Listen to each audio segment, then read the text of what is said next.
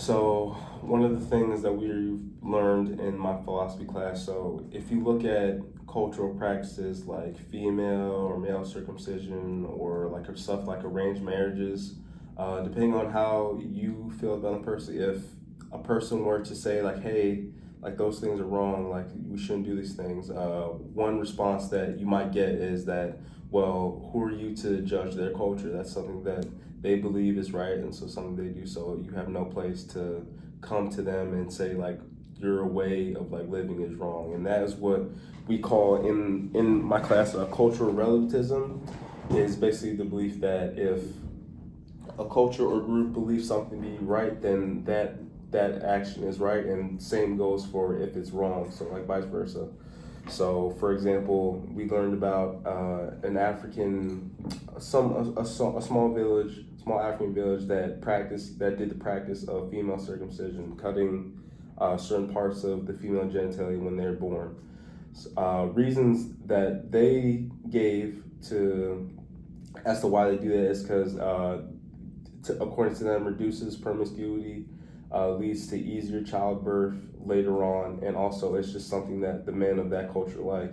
But when you look at the consequences for the women's side, so usually it leads to pain in that area. Sometimes when the procedure is done, the surgeon isn't as skilled, and the tools they're using aren't as up to date or as clean as they should be with the procedure like that. So it can lead to severe pain and health issues for the woman as she gets older.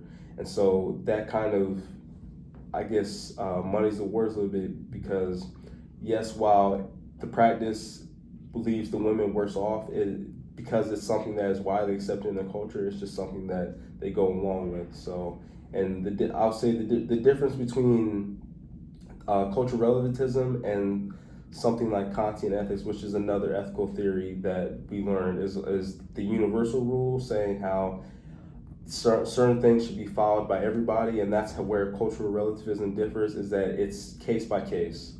So like one culture might think, one extreme example you could use is like maybe like human sacrifices, but even like something as simple as like not getting like ear piercings or like tattoos or like scarring. There are some African tribes who like use scarring as a way for their men, but so everything's a case by case. So that's where arguments can be a little bit construed, because it's not something you can apply to every situation. So that is what we've been learning about in terms of cultural relativism. So do you have any questions about the topic? I would just ask how you feel about it. I think that